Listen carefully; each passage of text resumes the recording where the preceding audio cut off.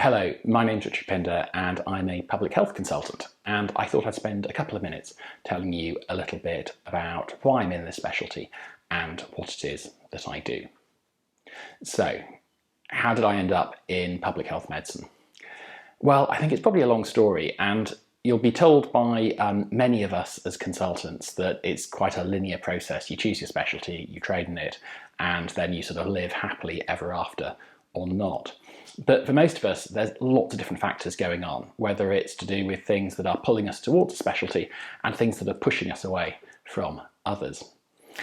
I didn't even know public health was a specialty until about 2 weeks before I applied for the training in public health.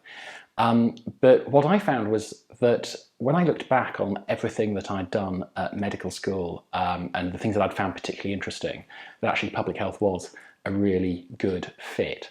I started off looking at epidemiological psychiatry whilst I was, I think, a fourth year at medical school, and got really interested after my intercalated BSc at the epi, the research side. And I went off and did an academic foundation program in epidemiological psychiatry, looking at the sort of the impacts, the psychological impacts of the Iraq and Afghanistan conflicts. And I was then looking around for a specialty, and at that point, I wasn't really sure what I was going to do. I'd done my intercalated BSc in radiological science, so that seemed like something I might be interested in. I also considered respiratory medicine, critical care, and I think the expectation was that I was actually going to go down a psychiatry route. But I looked at all of them, and after a couple of years in foundation program, my view was that whilst I really actually enjoy clinical medicine, I still miss it, that I really felt like I wanted to change the system. And I think that's what got me motivated into public health. So, you know, I'd always found the stuff around how health systems worked interesting. I really enjoyed the political side of things, looking at how people behave, how systems interact. I liked the thought of how you sort of manipulate and change systems by incentivizing this or incentivizing that. And so I think that's what really drew me into public health. I wasn't particularly interested in sort of the health protection side. That didn't draw me in, at least initially. But this idea that you could do something and you could drive greater change in the system, that was really exciting to me. And that's how I ended up in public health. So the next question is, what do I find most challenging about my specialty? Okay, so the big question that I get asked by lots and lots of medical students and by lots of junior doctors is, what do you actually do? And my wife still asks me that, in fact, after many years. Well, the answer is it's incredibly varied. I don't have clinic, I don't have, surgery, I don't have those sort of standard things that you probably expect most postgraduate doctors to spend their time doing. Instead, my day is different every single day of the week. And it is, on the one hand, about sort of looking at data, looking at and surveilling the population's health, and then trying to sort of implement change. But whilst it's really important that you are savvy with epidemiology and data and you're interested in all of that type of thing, and then other people think it's all about research and academia, and that's part of my job now, but it certainly isn't the mainstream job of most public health consultants. I would say actually a lot of my role is about management, it's about leadership, and it's about political influencing. So, what I spend a lot of my time doing is sitting in meetings, organising teams, delivering projects, and working with other senior people in the health, care and political system to effect that change. Now, the question that you asked me was, what do I find challenging?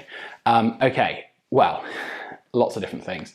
And, when you're selecting your specialty to go into, I would say that you're never going to find a perfect match. There's always going to be pros, there's always going to be cons. What do I find challenging? Well, I would say the frustration sometimes is change takes a really long time. So you've got to have a lot of patience. You've got to get used to not necessarily getting your way much, or sometimes if at all. And you've got to be accepting of the fact that you will probably never quite fully know the impact of your work, because as an epidemiologist, I can ascribe it to lots of different causes. And you've got to be kind of okay with that. So I think number one is that time sort of payback, that feedback. It's not like working in a hospital, operating on X number of people or discharging them. You're doing things over the course of months and years, and that response, the return on your investment, is going to be over years. So that's the number one challenge, I think. I'd say the second challenge for me is around the bureaucracy.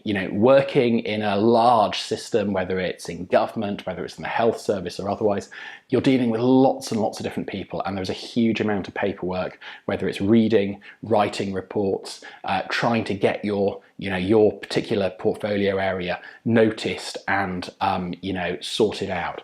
So it is quite bureaucratic, and that is also hugely frustrating at times, because sometimes you just think you're just feeding this machine.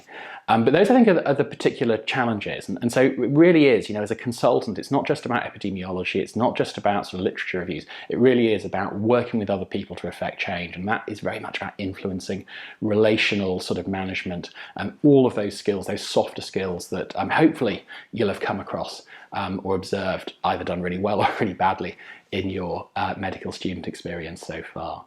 But there's lots of positives about public health too. So great things about it. I do get to change things, and that's really, really exciting. And I think that ability to make decisions, see things change, admittedly over quite a long time period, that is incredibly satisfying when it happens. It doesn't happen all the time, but when it does, it is really, really fantastic. I think the second thing I really enjoy about my job is that it is really, really varied. There is no day like another. Yes, there are a lot of meetings. Sometimes I can be in meetings for 6, 7, 8, 9 hours a day. But when you have a good day, when I get down into the data, when I get down into the evidence, or I'm writing a paper or a report, that can actually be really, really good fun sometimes. And you're working with a really interdisciplinary blend of people, which is really exciting too. And then the third thing I'm going to say, which I'm going to caveat a little bit to you, is this idea of flexibility. So don't come into public health thinking that it's going to be fantastic work-life balance. I think some people do think that. Yes, it is flexible. So I don't have the challenge of the patient sort of going off at 3 p.m. on a Friday, which is what I remember in hospital medicine. I do have the ability to schedule my time around competing priorities, around family life, looking after the kids and so on. That's true.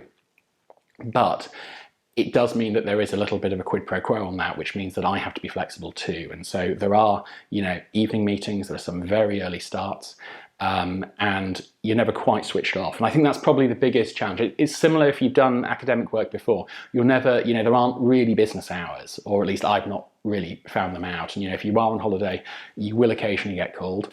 I don't get called during the middle of the night anymore, which is great. So that's really, really nice. But there is this sort of blend, and the fact that emails are constantly coming in, there's always challenge and there's always politics. So yes, it is flexible. Yes, it does accommodate certain things.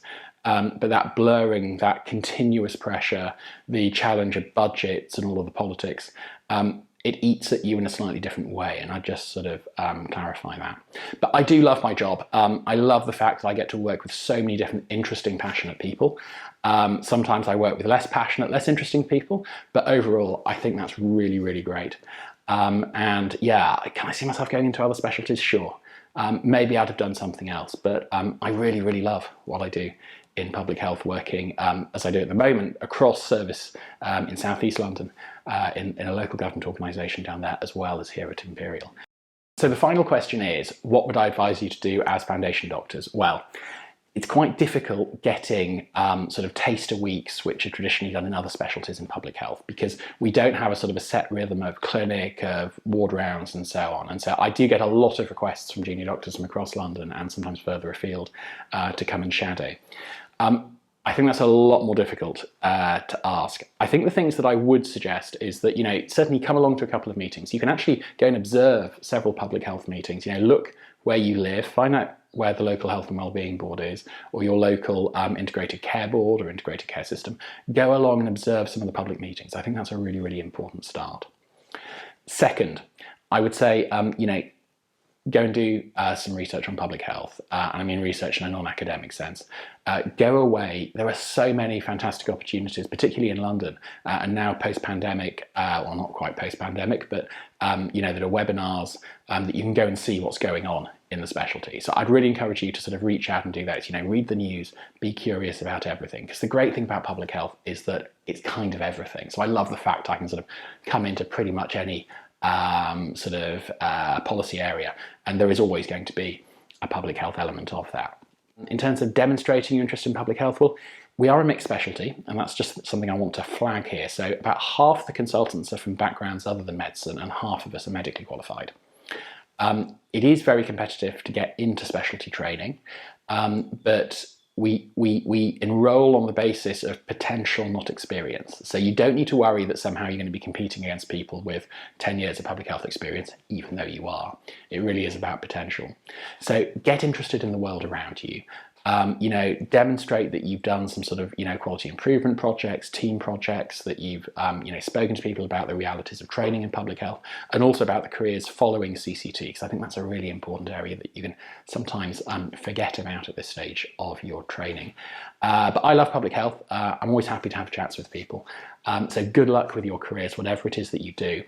And always remember that even if you don't go into public health specialty training, there are lots of things that you can do to improve population health through other specialties, sometimes to an even greater extent than you would if you were fully public health trained.